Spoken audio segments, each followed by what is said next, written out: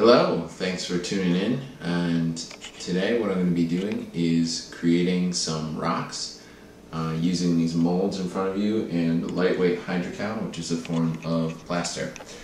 So this is to make some terrain for an upcoming tournament. And what I've got here, I'll go over the materials first. First, the plaster itself. This is a lightweight hydrocal made by Woodland Scenics, and this is the lightest plaster that they make. So in terms of durability, it's not the greatest, but it doesn't weigh very much, which is an important point when you're making, a whole bunch of terrain for a tournament. You've got to transport it, and it should stand up well enough for the rocks. And I've got 4 different molds assembled here. I'm only going to be making use of 3 of them right now. These are also made by Woodland Scenics and made of rubber, and they're really nice. Get different sorts of rock faces, different types and sizes on here.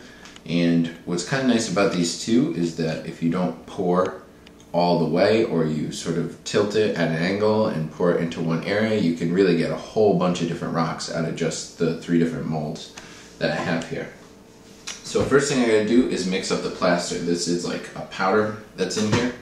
So I've got a big bowl that I'm going to be mixing it in, and I've already gone ahead and filled it with half a cup of water. I've got a 1 cup measuring cup and a 1/4 cup. So I have to pour the hydrocal out into here, put it into the bowl, and mix it together. It tells you that you need to turn it upside down and shake it for about 30 seconds before you start working with it. I don't know why that would be important, but I go ahead and give it a little shake anyway, just to be sure. Alright, you see that it sort of, I don't know if that caught up, but it does like sort of splash out of here. So now I'm going to pour it into my bowl. So here is 1 cup.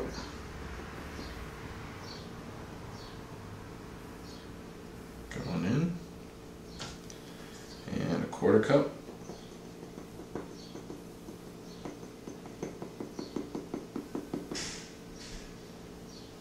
Alright.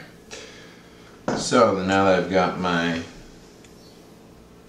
hydrocal in the bowl with the water, I grab a big old spoon and start stirring it around. It takes a couple minutes for it to get an even consistency. And it's pretty clumpy. You're gonna have to sort of turn it around, flip it upside down to get it to all mix in, and I try and scrape the plaster off of the sides of the bowl to get it down into the water. This process is not very difficult, but it does sort of remind you of making frosting, which is gross. I wouldn't recommend eating this stuff. Not very good. So as I'm mixing this up, I'll just talk a little bit about the molds themselves. You may have noticed when you're looking at them that they are laying kind of funny, sort of lopsided, and that's because they are not flat rocks. They have various shapes and sizes. And that makes it a little difficult actually when you're pouring the plaster into the cast, because you want it to be sort of level so that it doesn't all run out one side or something like that. And so right now I've just got them propped up against one another, and I'm using a little paper bowl as well.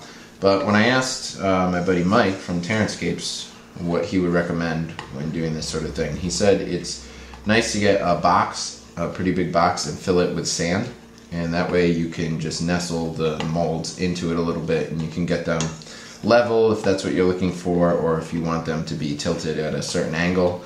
It's really easy to control. So that's one thing I think is an excellent tip. I just haven't gone ahead and done that, because it's just sort of a small scale job. I'm not too worried, but that is a pretty cheap and good investment if you're going to be making lots of different casts, especially with something like rocks that are very uneven. So this is starting to look ready as I'm mixing it up. Again, I'm reminded of frosting. It's not going to be perfectly dissolved in my experience. You're still going to see a couple little bumps or the grains of the plaster, but I haven't found that that really causes any issue with the finished product.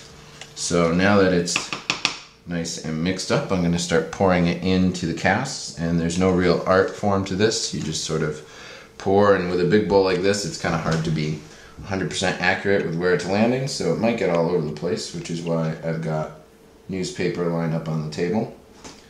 So first I'm going to pour it into this big rock in the center one, and then try and do a couple little ones. There's 2 little ones in this mold, so you see that I've run up and over the sides, and that's okay. Those pieces are easily removed. The excess is easily removed once it dries. Okay, so I got that one, and let's do a couple more small ones from here. Try and make sure I fill those up. And then let's pour into this one. In the middle, another medium-sized rock. Looks good. And it's already dripped into here, so anything I got left, I'm going to put into this one. Now obviously it's not going to fill this entire mold because I don't have enough left, but it's enough to at least get an interesting shape, and then it'll look a lot different than the other castings of this particular rock that I've done before. So you can see I filled up quite a bit with just the one mixture. Earlier when I was making more, I was doing double batches, which seemed to work fine. It's got 1 big rock, 4 small rocks, and then 2 that are going to be sort of medium sized. So I'm going to go clean up my materials and allow this to dry. It tells you it needs 40 minutes to harden, but actually I've been letting it go longer than that. I find it, the longer you wait, the safer it is. It's not going to crack as much when you take it out. So I'm going to let it go for about an hour and a half, and then I'll come back. One step I did forget to mention, but I did anyway, is that you need to spray the rubber molds with a mixture. This isn't actually bathroom cleaner. This is a mixture of 2 parts water, 1 part dish soap.